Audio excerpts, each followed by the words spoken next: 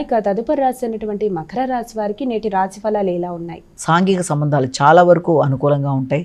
సంతాన వర్గం కొరకు చేసే ప్రయత్నాలు మీకు ఆనందాన్ని ఇస్తాయి.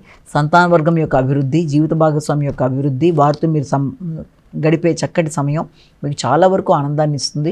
వారి యొక్క అభివృద్ధి మాత్రమే కాకుండా వారికి సంబంధించిన శుభవార్తలు కావచ్చు, వారికి సంబంధించిన ఏ విషయమైనా మీకు మానసిక ప్రశాంతత ఇచ్చే అవకాశం లాంటి దానికి అవకాశంగా మనం దీన్ని భావించవచ్చు. మీ ఎఫర్ట్స్తో అనుకున్న పనులు సాధించడానికి మీరు విశేషంగా కృషి చేస్తారు. అలాగే అధిక శక్తితో ఆరోగ్యం అనుకూలంగా ఉంటుంది. మానసిక ప్రశాంతత కూడా బాగుంటుంది. కుంభరాశి.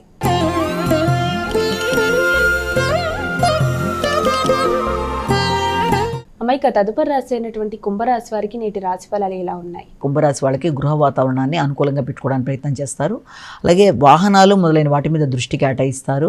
గృహంలో సభ్యులతో మంచి వాతావరణాన్ని నెలకొల్పుకోవడానికి చేసే ప్రయత్నాలు, విద్యా సౌకర్యాలు, అలాగే గృహ సౌఖ్యాల అనుకూలతలు మొదలైన వాటి మీద దృష్టి కేటాయిస్తారు. తల్లి, కుటుంబ సభ్యుల యొక్క సహకారం, తల్లి తండ్రి యొక్క సహకారం, అలాగే దాంతోపాటుగా ఆత్మీయులైన వ్యక్తుల యొక్క సహకారం అనుకూలంగా ఉన్నప్పటికీ కూడా మీరు రావాల్సిన ధనాదాయం విషయం కావచ్చు, లేకపోతే వ్యక్తుల యొక్క సహకారం కావచ్చు, గృహ వాతావరణం ఏవి ప్రశాంతంగా ఉన్నా మీ మాటల వల్ల కొన్నిసార్లు ఘర్షణలకు అవకాశం కూడా ఉండే అవకాశం ఉంటుంది. కాబట్టి సామాజిక సంబంధాల విషయంలో ఘర్షణలకు దూరంగా ఉండేట్టు తగిన జాగ్రత్తలతో ముందుకు వెళ్ళాలి.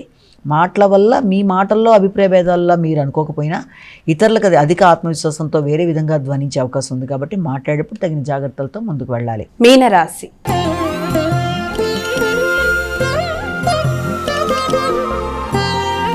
అమ్మాయిక చివరి రాశి అయినటువంటి మీనరాశి వారికి రోజు ఎలా ఉంది? సాంఘిక సంబంధాల మీద అధిక శాతం దృష్టి కేటాయిస్తారు. అలాగే సంతాన వర్గంతో కలిపి కొన్ని చర్చలు చేస్తారు. వారితో కలిపి కీలక చర్చలు చేసి కీలక నిర్ణయాలు తీసుకోవడానికి మీరు చేసే ప్రయత్నాలు, ముఖ్యంగా వారసత్వపు ఆస్తులకు సంబంధించిన విషయాలు కావచ్చు, లేకపోతే వ్యవసాయ భూములు దేనికి సంబంధించిన మీరు వాటి సంబంధించిన విషయాల్లో కొన్ని కీలక నిర్ణయాలు తీసుకోవడం, మీకు అధిక ఆత్మవిశ్వాసం పెరగడం, నిర్ణయ సామర్థ్యంతో మీరు ముందుకు వెళుతున్నారన్న భావన చేయడం, మీ ఆరోగ్యం మీద తగిన శ్రద్ధతో మీరు ముందుకు వెళ్ళలేని పరిస్థితులు లాంటి వాటి వల్ల కూడా కొంత ఆరోగ్యపరమైన ఇబ్బందులు కూడా ఎదుర్కొనే అవకాశం ఉంటుంది. కాబట్టి ముఖ్యంగా ఆరోగ్య విషయంలోనూ, వారసత్వపు ఆస్తుల విషయంలోనూ, సంతాన వర్గంతో చర్చించేటప్పుడు, అలాగే దూర ప్రదేశాల్లో ఉండే సంతాన వర్గంతో మీరు నిర్ణయాలు తీసుకునేటప్పుడు, దూర ప్రయాణాల కొరకు ఆలోచించేటప్పుడు అన్ని విషయాల్లో కూడా తగిన జాగ్రత్తలతో మీరు ముందుకు వెళ్ళడం అనేది మీకు మంచి ఫలితాలను ఇస్తుంది.